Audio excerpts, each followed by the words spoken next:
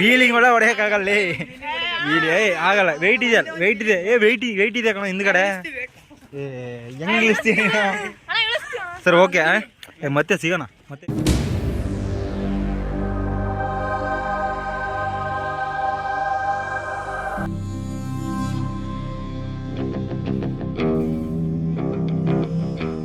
ಎಲ್ರಿಗೂ ಬೆಳಗಿನ ಶುಭೋದಯ. ಎಲ್ಲರೂ ಹೊಸ ವರ್ಷ ಅನ್ನೋದನ್ನು ಸೆಲೆಬ್ರೇಷನ್ ಮಾಡಿರ್ತೀರ. ಮತ್ತು 2024ರಲ್ಲಿ ಹೊಸ ಕನಸುಗಳನ್ನ ಕಟ್ಕೊಂಡು ಆ ಕನಸಿನ ಕಡೆಗೆ ನಿಮ್ಮ ಪ್ರಯಾಣನ ಮುಂದುವರಿಸಲಿಕ್ಕೆ ತಯಾರಾಗಿದ್ದಾರೆ ಅಂದ್ಕೊಳ್ತೀನಿ. ಸೊ ನನ್ನ ಕಡೆಯಿಂದ ಆ ದೇವರು ನಿಮಗೆ ಆಯುಷು ಆರೋಗ್ಯ ಬಗ್ಗೆ ಎಲ್ಲವನ್ನೂ ಕೊಟ್ಟು ಕಾಪಾಡಲಿ ಅಂತಂತ ಕೇಳ್ಕೊತ, ನಾನು ಆ್ಯಕ್ಚುಲಿ ನಿನ್ನೆ ನೈಟ್ ಇಲ್ಲೇ ಸ್ಟೇ ಮಾಡಿದ್ದು ನೋಡ್ಬೋದು. ಇನ್ನು ಟೆಂಟ್ ಕೂಡ ನಾನೇನು ಎತ್ತಿಲ್ಲ. ಮತ್ತು ಇವಾಗ ಎಲ್ಲ ಪ್ಯಾಕಪ್ ಮಾಡಿಕೊಂಡು ರಿಫ್ರೆಶ್ ಆಗಿ ಚನ್ನಕೆರೆನ ಒಂದು ಊರ ಕಡೆ ಹೋಗಬೇಕು. ಅದಕ್ಕೆ ಮುಂಚೆ once again I wish you all the very best and happy new year to all. Refresh ಆಗಿ ಸಿಗ್ತೀನಿ ಫ್ರೆಂಡ್ಸ್. ಮಠದಿಂದ ಹೊರಟಿದ್ದೀನಿ. ಹೇಗೆ ಹೇಳ್ಬೇಕು ಅಂತ ಗೊತ್ತಿಲ್ಲ. ಅಂತೂ ಇಂತೂ 2023 ಅನ್ನೋದು ಕಂಪ್ಲೀಟ್ ಆಗಿದೆ. ಸಾಕಷ್ಟು ಕಷ್ಟ ಸ್ಟ್ರಗಲ್ಸ್ ಇದನ್ನೆಲ್ಲ ಕಳೆದು 2024 ಕಾಲಿಡ್ತಾ ಇದ್ದೀನಿ. ಎನಿವೆ ನಮಸ್ಕಾರ ನನ್ನವ್ರಿಗೆ, welcome back to our channel KTN. ಎಲ್ಲರೂ ಹೇಗಿದ್ರೆ ಚೆನ್ನಾಗಿದ್ರೆ ಅಂದ್ಕೊಳ್ತೀನಿ. All over Karnataka cycling with ಪ್ಲಾಂಟೇಷನ್ನ 174ನೇ ದಿನ. ಸೊ ನನ್ನ ಚಾನಲ್ಗೆ ಯಾರಾದರೂ ಹೊಸಬ್ರಾಗಿ ಬಂದಿದ್ರೆ ಮರಿದೇ ಸಬ್ಸ್ಕ್ರೈಬ್ ಆಗಿ ಬೆಲ್ ಬಟನ್ ಕ್ಲಿಕ್ ಮಾಡಿ ಆಲ್ ಇಟ್ಕೊಳ್ಳಿ. ಹಾಗೆ ವೀಡಿಯೋನ ಫ್ರೆಂಡ್ಸು ಫ್ಯಾಮಿಲಿ ಅಂತ ಎಲ್ರಿಗೂ ಶೇರ್ ಮಾಡಿ ಸಪೋರ್ಟ್ ಮಾಡ್ತಾಯಿರಿ. ಮುಂದೆ ಹೊರಡೋಣ. ಇದೆ ಒನ್ನಲ್ಲಿ ಮೇಯ್ನ್ ಸರ್ಕಲ್ಲು. ಇಲ್ಲಿ ನೋಡ್ಬೋದು ನೀವು, ಸಂಗೊಳ್ಳಿ ರಾಯಣ್ಣವರ ಸ್ಟ್ಯಾಚ್ಯೂ ಇದೆ. ಮತ್ತು ಕನಕದಾಸರ ಜಯಂತಿ ಆಚರಣೆ ಮಾಡೋರು ಅಂದ್ಕೊಳ್ತೀನಿ. ಸಿಕ್ಕಾಪಟ್ಟೆ ಎಲ್ಲೋ. ಇವಾಗ ಚನ್ನಗಿರಿಗೆ ಇಲ್ಲಿಂದ 47 ಕಿಲೋಮೀಟ್ರ್ ಏನೋ ಇದೆ. ಸೊ ಇದಷ್ಟೇ ಕಾಲೇಜ್ಗೆ ಹೋಗಿ ಒಂದಷ್ಟು ಅವೇರ್ನೆಸ್ ಕೊಟ್ಬಿಟ್ಟು ಬಂದಿದ್ದೀನಿ. ಇವಾಗ ಫಸ್ಟು ಹೋಗಿ ಎಲ್ಲಾದರೂ ಒಂದು ಚಾಯ್ ಕುಡಿಬೇಕು. ಈ ಸಾಲಾಗರ್ ಅಮೃತ್ ಅಂತ ಕೆಲವೊಂದು ಚಾಯ್ ಅಂಗಡಿಗಳು ಬರ್ತವೆ. ಅಲ್ಲೋಗಿ ಚಾಯ್ ಕುಡಿದ್ರೆ ಅದರ ಟೇಸ್ಟು ಮಜಾ ಎರಡೂ ಬೇರೆ. ಇಲ್ಲೊಂದಿದೆ, ಹೋಗಿ ಕುಡ್ಕೊಂಡು ಹೋಗೋಣ.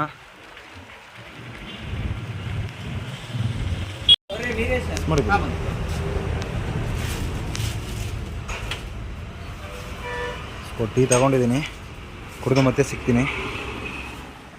ಇಲ್ಲಿಂದ ರೈಟ್ ಕಟ್ಟಾಗಿ ಹೋಗ್ಬೇಕು. ನೋಡ್ಬೋದು ನೀವು, ಚೆನ್ನಾಗಿ 43 ಕಿಲೋಮೀಟ್ರ್ ಇದೆ.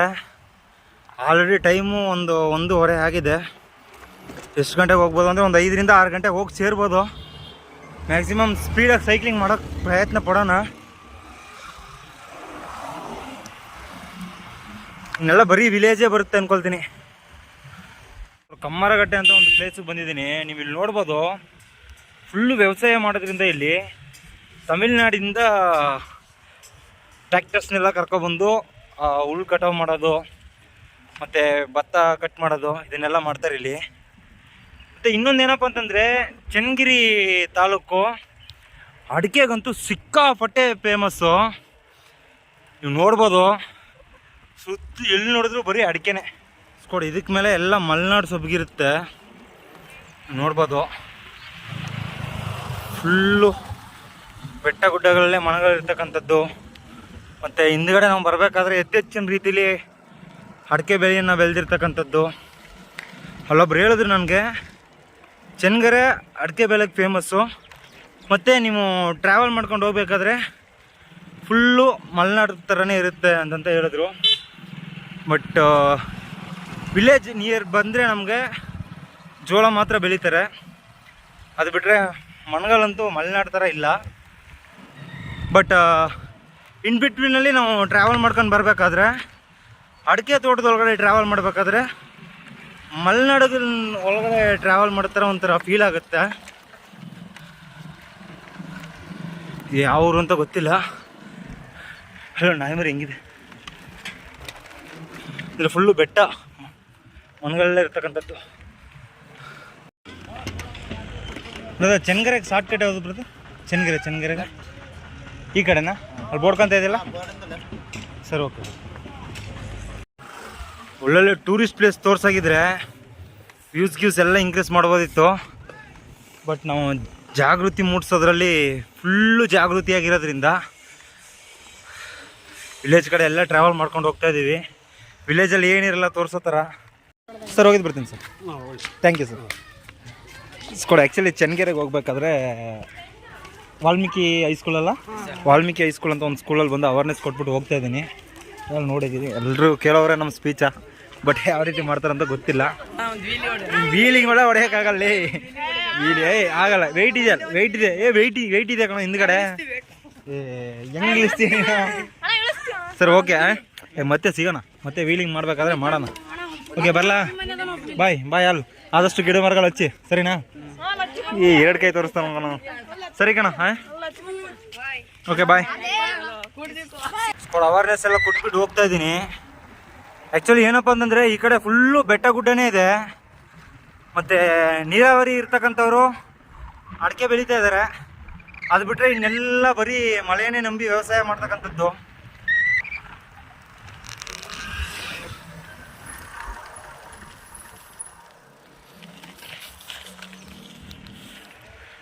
ಮತ್ತು ನಾವು ಹುಡುಗರಿಗೆ ಕೊಟ್ಟಿರ್ತಕ್ಕಂಥ ಅವೇರ್ನೆಸ್ಸು ಎಷ್ಟು ಮಟ್ಟಿಗೆ ರೀಚ್ ಆಗಿದೆ ಅಂತಂತ ಗೊತ್ತಿಲ್ಲ, ಬಟ್ ಎಫೆಕ್ಟಿವ್ ಆಗಿ ಮಾತಾಡಿದ್ದೀನಿ. ಏನು ಎತ್ತಲು ಅನ್ನೋದನ್ನು ಕ್ಲಿಯರ್ ಕಟ್ಟಾಗಿ ತಿಳಿಸಿ, ಕೃಷಿ ಕುಗ್ತಾ ಇದೆ, ಅದೇ ರೀತಿ ಪ್ರತಿಯೊಬ್ಬರ ಬಡ ಮಕ್ಕಳ ಆರ್ಥಿಕ ಸ್ಥಿತಿನೂ ಕುಗ್ಗೋ ಪರಿಸ್ಥಿತಿ ಬರುತ್ತೆ ಅಂತಂತ ಹೇಳಿ ಕ್ಲಿಯರ್ ಕಟ್ಟಾಗಿ ಒಂದು ಮಾಹಿತಿ ಕೊಟ್ಬಿಟ್ಟು ಬಂದಿದ್ದೀನಿ. ಕಾದು ನೋಡೋಣ ಎಷ್ಟು ಮಟ್ಟಿಗೆ ರೆಸ್ಪಾನ್ಸಿಬಿಲಿಟೀಸ್ ತಗೊಳ್ತಾರೆ ಅಂತಂತ. ನೀವು ನೋಡ್ಬೋದು ಫುಲ್ ಆ್ಯಂಡ್ ಫುಲ್ಲು ವ್ಯವಸಾಯ, ಮತ್ತು ನೀರಾವರಿ ಇರ್ತಕ್ಕಂಥವ್ರು ಅಡಿಕೆ. ಇಲ್ಲಿ ನೋಡಿ, ನೀರಾವರಿ ಇಲ್ಲ ಅಂತಂದ್ರು ಅಡಿಕೆ ಹಾಕವ್ರೆ. ಮಳೆ ನಂಬಿ ಅಡಿಕೆ ಹಾಕಿರ್ತಕ್ಕಂಥದ್ದು ಇವರು. ಮಳೆ ಅನ್ನೋದು ಒಂದು ಕಡೆ ಇದ್ರೂ ನಿಜವಾಗ್ಲೂ ರೈತ ದೇಶದ ಬೆನ್ನೆಲುಬು ಅನ್ನೋದ್ರಲ್ಲಿ ತಪ್ಪೇ ಇಲ್ಲ. ನೀವು ನೋಡ್ಬೋದು ಈ ಗುಡ್ಡಗಾಡಲ್ಲೂ ವ್ಯವಸಾಯ ಮಾಡ್ತಕ್ಕಂಥದ್ದು ಯಥೇಚ್ಛಿನ ರೀತಿಲಿದೆ. ನೋಡಿ ಫುಲ್ಲು ಜೋಳ ಹಾಕವ್ರೆ. ಈ ಪ್ರದೇಶದಲ್ಲಿ ಯಾವ ರೀತಿ ಹೋಗಿ ಉಳುಮೆ ಮಾಡಿ ಅಲ್ಲಿ ವ್ಯವಸಾಯ ಮಾಡಿಕೊಂಡು ಅದರಿಂದ ಲಾಭ ಬರುತ್ತೋ ಇಲ್ವೋ ಏನು ತಿಳಿದೆ ಮಾಡೋ ಕಸುಬನ್ನ ಬಿಡಬಾರ್ದು ಅಂತಂತ ಲಾಭನೂ ಎಕ್ಸ್ಪೆಕ್ಟ್ ಮಾಡಿದೆ ಇಲ್ಲಿ ತನಕ ದೇಶಕ್ಕೆ ಯಾವುದೋ ಒಂದು ರೀತಿಲಿ ಕೊಡುಗೆಯನ್ನು ನೀಡ್ತಕ್ಕಂಥವ್ರು ರೈತರು ಮಾತ್ರ. ಸೊ ಈ ಕಡೆ ಟ್ರಾವೆಲ್ ಮಾಡಬೇಕಾದ್ರೆ ನನಗಂತೂ ಸಿಕ್ಕಾಪಟ್ಟೆ ಬೇಜಾರಾಗ್ತದೆ. ನೀವು ನೋಡಿ ಪ್ಲೇಸ್ ಹೆಂಗಿದೆ ನೋಡಿ, ಮಳೆನೂ ಊದಿಲ್ಲ. ಹಾಗೆ ಎಷ್ಟೋ ವರ್ಷಗಳಿಂದ ಇಲ್ಲಿ ಪ್ಲ್ಯಾಂಡ್ ಅಂತೀನಿ ನೋಡಿ, ವ್ಯವಸಾಯ ಅನ್ನೋದನ್ನು ಮಾಡ್ಕೊತ ಬರ್ತಾವ್ರೆ. ಕಷ್ಟ ಇದೆ. ಸ್ಕೋಡ್ ಹಳೇದೊಂದು ಗಾದೆ ಮಾತಿದೆ, ಹಿರಿಕರು ಅನುಭವದಿಂದ ಹೇಳಿರ್ತಕ್ಕಂಥದ್ದು.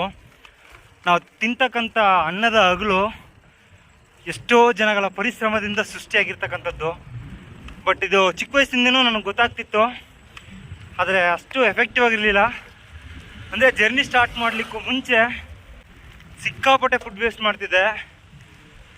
ಹೋಟೆಲಲ್ಲಿರ್ಬೋದು, ಹಾಸ್ಟೆಲ್ಲು, ಮನೆ ಚೆಂದಿಲ್ಲ ಅನ್ನೋ ರೀಸನ್ನು, ಇಲ್ಲಾಂತಂದರೆ ಯಾವುದೋ ಕೆಲಸ ಇಲ್ಲ ಆಟ ಆಡ್ಲಿಕ್ಕೆ ಹೋಗ್ಬೇಕು ಅನ್ನೋ ರೀಸನ್ನು.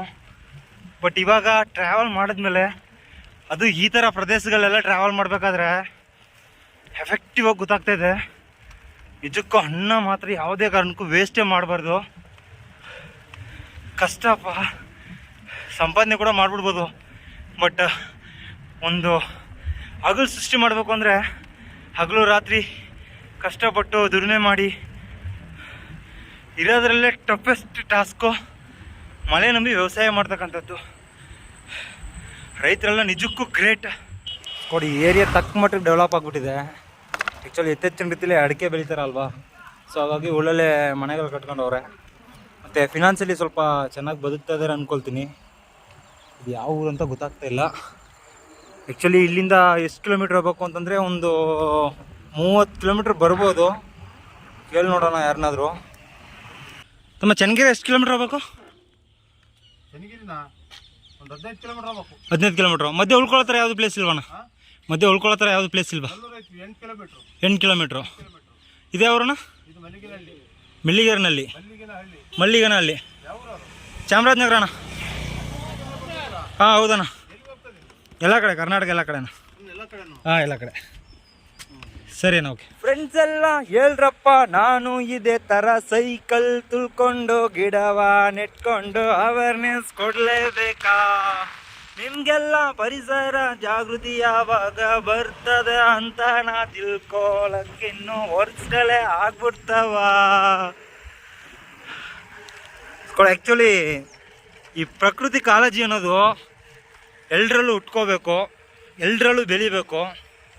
ಜಸ್ಟ್ ದುಡ್ಡುಗೋಸ್ಕರ ಪ್ರಾಫಿಟ್ ಬರ್ತಕ್ಕಂಥ ಮರಗಳನ್ನು ಮಾತ್ರ ನೆಡದೆ ಸ್ವಚ್ಛ ಗಾಳಿ ಹಾಗೆ ಒಂದಷ್ಟು ಭೂಮಿಗೆ ಭದ್ರತೆ ನೀಡ್ತಕ್ಕಂಥ ಮರಗಳು ಕೂಡ ಇದ್ದಾವೆ. ಆ ಥರ ಗಿಡಗಳನ್ನು ಪ್ಲ್ಯಾಂಟೇಷನ್ ಮಾಡಬೇಕು. ನೋಡಿ, ಇವಾಗ ನೀವು ನೋಡಿರ್ಬೋದು, ಆ್ಯಕ್ಚುಲಿ ನಾನು ಬಂದ ಕಡೆ ಫುಲ್ಲು ಅಡಿಕೆನೆ. ಇವತ್ತಂತೂ ಸಿಕ್ಕಾಪಟ್ಟೆ ಅಡಿಕೆ ತೋಟಗಳನ್ನ ನೋಡಿ ನೋಡಿ ಬೇಜಾರಾಗ್ಬಿಟ್ಟಿದೆ. ಅಷ್ಟೊಂದು ಪ್ರಾಫಿಟ್ ಇದೆಯಾ ಅಂತಂತ ಒಂದು ಕ್ವಶನ್ ಅನ್ನೋದು ಉಟ್ಕೊಬಿಟ್ಟಿದೆ ನನ್ನಲ್ಲಿ. ತೆಂಗು ಕೂಡ ರೇರ್ ಇಲ್ಲಿ, ಬಟ್ ಅಡಿಕೆ ಕಂಪಲ್ಸರಿ. ನೀವು ನೋಡ್ಬೋದು, ಆಲ್ರೆಡಿ ಅಡಿಕೆ ಫಲ ಕೊಡ್ತಕ್ಕಂಥ ಮರಗಳಿವೆ. ಮತ್ತು ಅದರ ಮಧ್ಯೆನೇ ಮತ್ತೆ ಅಡಿಕೆ ನೆಟ್ಟಿರ್ತಕ್ಕಂಥ ದೃಶ್ಯ ನಾವು ನೋಡ್ಬೋದು. ಬಿಸ್ನೆಸ್ ಮೈಂಡ್, ಮಲ್ಟಿಪಲ್ ಬೆಲೆ. ನಲ್ಲೂರು ಅಂತ ಒಂದು ಪ್ಲೇಸಿಗೆ ಬಂದು ರೀಚ್ ಆಗಿದ್ದೀನಿ. ನಾನು ಬರಬೇಕಾದ್ರೆ ಒಂದು 3 ಕಿಲೋಮೀಟ್ರ್ ಇತ್ತು ನಲ್ಲೂರಿಗೆ. ಆ ಟೈಮಲ್ಲೇ ಮೊಬೈಲು ಸಡನ್ ಆಗಿಬಿಡ್ತು. ಸೊ ಇಲ್ಲಿ ನಲ್ಲೂರಿಗೆ ರೀಚ್ ಆಗಿ ಬೇಕರಿಯಲ್ಲಿ ಹೋಗಿ ಒಂದು 1/2 ಅವರ್ ಚಾರ್ಜ್ ಇಟ್ಟು ಇಲ್ಲೇ ಉಳ್ಕೊಳ್ಳೋಕ್ಕೆ ವ್ಯವಸ್ಥೆ ಮಾಡ್ಕೊಳ್ಳೋಣ ಅಂತ ಲೋಕಲಲ್ಲಿ ವಿಚಾರಿಸಿದೆ. ಬಟ್ ಯಾವುದೇ ಪ್ಲೇಸ್ ಸಿಗಲಿಲ್ಲ. ಎಕ್ಸೈಟಾಗಿ ನಾನು ಇರ್ತಕ್ಕಂಥ ಪ್ಲೇಸಿಂದ ಚೆನ್ನಗೇರಿಗೆ ಒಂದು 10 ಕಿಲೋಮೀಟ್ರ್ ಡಿಸ್ಟೆನ್ಸ್ ಇದೆ ಅಷ್ಟೇ. ಸೊ ಬೇಗ ರೀಚ್ ಆಗಿಬಿಡ್ಬೋದು. ಹೆಡ್ಲೈಟ್ ಎಲ್ಲ ಹಾಕ್ಕೊಂಡಿದ್ದೀನಿ. ತುಂಬ ದಿನ ಕಳೆದು ನೈಟ್ ಟ್ರಾವೆಲು. ಏನಿಲ್ಲ, ಒಂದು 1/2 ಅವರಿಂದ 1 ಅವರ್ ಇರುತ್ತೆ ಅಷ್ಟೇ. ಮುಂದೆ ಹೋಗೋಣ. ಸ್ಕೋಡ ಆಪೋಸಿಟಲ್ಲಿ ಇಲ್ಲ ಬ್ಯಾಕ್ ಸೈಡ್ ಗಾಡಿ ಬಂದರೆ ಮಾತ್ರ ರೋಡ್ ಕಾಣ್ತಕ್ಕಂಥದ್ದು. ಆ್ಯಕ್ಚುಲಿ ನೀವು ನೋಡ್ಬೋದು, ಸಿಕ್ಕಾಪಟ್ಟೆ ಕತ್ಲೆ. 7:45ಗೆ ಇಷ್ಟೊಂದು ಕತ್ಲೆ ಆಗಿಬಿಟ್ಟಿದೆ. ಇನ್ನೊಂದು, ನಾನು ಹಿಂದ್ಗಡೆ, ಇದು ಆ್ಯಕ್ಚುಲಿ ಊರು, ಹಿಂದ್ಗಡೆ ಬರಬೇಕಾದ್ರೆ 2 ಕಡೆನೂ ಅಡಿಕೆ ತೋಟ ಇರೋದ್ರಿಂದ ಒಳ್ಳೆ ಗಗುಮ್ ಅಂತ ಆಯಿತು. ಬಟ್ ಏನೋ ಪರವಾಗಿಲ್ಲ, ಒಂದು 6 ಕಿಲೋಮೀಟ್ರ್ ಸೈಕ್ಲಿಂಗ್ ಮಾಡ್ಕೊಂಡು ಬಂದ್ಬಿಟ್ಟಿದ್ದೀನಿ. ಇನ್ನು ಒಂದು 5ರಿಂದ 6 ಕಿಲೋಮೀಟ್ರ್ ಇರ್ಬೋದು ಅಂದ್ಕೊಳ್ತೀನಿ. ಬೇಗ ಹೋಗಿ ರೀಚ್ ಆಗಿಬಿಡೋಣ. ಆ್ಯಕ್ಚುಲಿ ಇವತ್ತು ಲೇಟ್ ಆಗಿಬಿಡ್ತು ಸ್ವಲ್ಪ. 6 o'clock ಸೈಕ್ಲಿಂಗ್ ಕಂಪ್ಲೀಟ್ ಮಾಡ್ತಿದ್ದೆ. ಬಟ್ ಇವಾಗ ಸ್ವಲ್ಪ ಲೇಟ್ ಆಗಿದೆ. ಇನ್ನೊಂದು, ನಾನು ಹೇಳಿದ್ನಲ್ಲ, ಗಗುಮ್ಮನೋ ಪ್ಲೇಸಲ್ಲಿ ಆಪೋಸಿಟಲ್ಲಿ ಬರ್ತಕ್ಕಂಥ ಗಾಡಿಗಳ ಹೆಡ್ಲೈಟ್ ಮಾತ್ರ ಕಾಣ್ತಿರುತ್ತೆ, ಬೇರೆ ಏನು ಕಾಣಲ್ಲ. ನೋಡ್ಬೋದು ಎಷ್ಟೆಷ್ಟು ದೂರಕ್ಕೆ ಮನೆಗಳಿಗೆ ನೋಡಿ. ಸ್ಕೋಡ್ ಫೈನಲಿ ಅಡಿಕೆ ನಾಡು ಚೆನ್ನಗಿರಿಗೆ ಬಂದು ರೀಚ್ ಆಗಿದ್ದೀನಿ. ಟೈಮು 7:54 ಆಗಿದೆ. ಇದೇ ಮೈನ್ ಸರ್ಕಲ್ ಅಂದ್ಕೊಳ್ತೀನಿ. ಸಿಟಿ ಪರವಾಗಿಲ್ಲ, ಕ್ಲೀನ್ ಆ್ಯಂಡ್ ಗ್ರೀನ್ ಆಗಿದೆ, ನೀವು ನೋಡ್ಬೋದು. ಬಟ್ ರಸ್ತೆಯ ವಿಡ್ತ್ ಅನ್ನೋದು ತುಂಬಾ ಕಡಿಮೆ ಇದೆ. ಏನು ರೀಸನ್ ಅಂತ ಗೊತ್ತಿಲ್ಲ, ಬಟ್ ಚೆನ್ನಾಗಿದೆ. ರಸ್ತೆಯ ಸೆಂಟ್ರಲ್ಲಿ ಪ್ಲ್ಯಾಂಟೇಷನ್ ಮಾಡೋರೆ. ಸೊ ಗ್ರೀನಿಸ್ ಆಗಿದೆ ಸಿಟಿ. ಇಲ್ಲೆಲ್ಲ ಏನು ಫೇಮಸ್ ಅಂದರೆ ಎಗ್ ರೈಸ್ ಅಷ್ಟೇ. ಉತ್ತರ ಕರ್ನಾಟಕ ಮತ್ತು ದಾವಣಗೆರೆ ಈಗೆಲ್ಲ ನಾವು ತಗೊಂಡ್ರೆ ಸಿಕ್ಕಾಪಟ್ಟೆ ಎಗ್ ರೈಸ್ ಫ್ಯಾನ್ಸ್ ಇರ್ತಾರೆ ಈ ಕಡೆ. ಎಗ್ ರೈಸ್ ಫ್ಯಾನ್ಸ್ ಅನ್ನೋದಕ್ಕಿಂತ ಅದಕ್ಕೆ ಅಡಿಟ್ ಆಗಿಬಿಟ್ಟಿರ್ತಾರೆ ಜನ. ಎಗ್ ರೈಸು ಮತ್ತು ಕಬಾಬು. ಸ್ಟೇಗೆ ಏನಾದರೂ ವ್ಯವಸ್ಥೆ ಮಾಡ್ಕೋಬೇಕು ಇವಾಗ. ಸ್ಕೋಡ್ ಫೈನಲಿ ಸೇಫಾಗಿ ಚೆನ್ನಗರೆ ಬಂದು ರೀಚ್ ಆದಮೇಲೆ ಸ್ಟೇಗೆ ಏನಾದರೂ ವ್ಯವಸ್ಥೆ ಮಾಡ್ಕೊಳ್ಳೋಣ ಅಂತಂತ IB ಕಡೆ ಹೋದೆ. IB ಕಡೆ ಹೋಗಿ ಒಂದು 10ರಿಂದ 15 ನಿಮಿಷ ವೆಯ್ಟ್ ಮಾಡಿದೆ. ಅನ್ಫಾರ್ಚುನೇಟ್ಲಿ ಮಂಜು ಅಂತ ಒಬ್ಬರು ಬ್ರದರ್ ಮೀಟ್ ಆದರು. ಅವರು ಮನ ಬೆಚ್ಚಿ ಒಂದು 30 ನಿಮಿಷ ಫುಲ್ಲು ಎನರ್ಜೆಟಿಕ್ಕಾಗಿ ಮಾತಾಡಿದ್ರು. ತುಂಬಾ ಇಷ್ಟ ಆಯಿತು ಅವ್ರು ಟ್ರೀಟ್ ಮಾಡೋದು ವಿಧ ಮತ್ತು ಅವರು ಸ್ಪೀಚಿಂಗ್ ಸ್ಟೈಲು. ಅವ್ರು ನನ್ನ ಜೊತೆ ಶೇರ್ ಮಾಡ್ಕೊಂಡು ವಿಷಯ. ಮತ್ತು ಇನ್ನೊಂದು ವಿಷಯ ಹೇಳ್ಬೇಕು ಅಂತಂದರೆ, ಅವರು ಅಪ್ಪು ಅವರ ಅಭಿಮಾನಿ.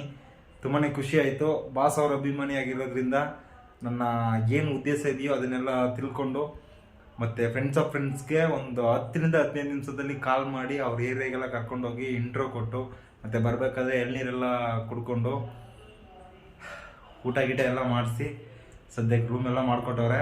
ಆವಾಗಲೂ ನಾನು ಕೇಳಿದೆ ಅವ್ರನ್ನ, ಬ್ರದರ್ ಒಂದು 2-3 ಗಿಡ ಕೊಡಿಸಿದ್ರೆ ನಾಳೆ ಇಲ್ಲಿ ಕಾಲೇಜಲ್ಲಿ ಸ್ಟೂಡೆಂಟ್ಸ್ಗೆಲ್ಲ ಅವೇರ್ನೆಸ್ ಕೊಟ್ಬಿಟ್ಟು ನಾನು ಮತ್ತೆ ಮುಂದೆ ಹೋಗ್ತೀನಿ ಅಂತ. ಬಟ್ ಸಿಚುವೇಶನ್ ಎಲ್ರಿಗೂ ಒಂದೇ ಥರ ಇರಲ್ಲ ಅಲ್ವಾ. ಅನ್ಫಾರ್ಚುನೇಟ್ಲಿ ಎಲ್ಲ ಮ್ಯಾಕ್ಸಿಮಮ್ ವರ್ಕ್ ಹೋಗ್ತಾ ಇರ್ತಾರೆ. ಸೊ ಹಾಗಾಗಿ ಬ್ರದರ್ ವಾಯ್ಸ್ ಸಿಗೋದು ತುಂಬಾ ಕಷ್ಟ ಇದೆ. ಸೊ ಸ್ವಲ್ಪ ಅಂಡರ್ಸ್ಟ್ಯಾಂಡ್ ಮಾಡ್ಕೊಳ್ಳಿ ಅಂತಂತ ಹೇಳಿದ್ರು. ಸೊ ಈ ಥರ ಪರಿಸ್ಥಿತಿಗಳಲ್ಲಿ ನಾವು ಅವ್ರನ್ನ ಅರ್ಥ ಮಾಡ್ಕೋಬೇಕು. ಖಂಡಿತ ನಾವು ಯಾರು ಏನು ಅಂತಂತ ಗೊತ್ತಿಲ್ಲದೆ ನಮಗೆ ಹೆಲ್ಪ್ ಮಾಡಬೇಕಾದ್ರೆ ಅವರ ಪರಿಸ್ಥಿತಿಗಳನ್ನು ನಾವು ಅರ್ಥ ಮಾಡ್ಕೋಬೇಕು.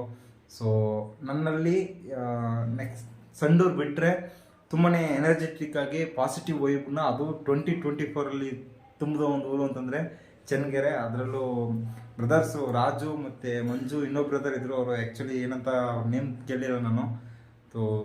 ತುಂಬಾ ಪಾಸಿಟಿವ್ ಆಗಿ ಮಾತಾಡಿ ನನ್ನ ಕೆಲಸಕ್ಕೆ ಇನ್ನಷ್ಟು ಸ್ಫೂರ್ತಿಯನ್ನು ತುಂಬಿದ್ರು. ಸೊ ಇವತ್ತು ಸಿಕ್ಕಾಪಟ್ಟೆ ಲೇಟಾಗಿ ಟ್ರಾವೆಲ್ ಮಾಡಿದ್ವಿ. ರೀಸನ್ ಏನಪ್ಪ ಅಂತಂದರೆ ಒಂದು 2 ಕಾಲೇಜು ಮತ್ತು ಒಂದು ಹೈಸ್ಕೂಲ್ಗೆ ಹೋದೆ.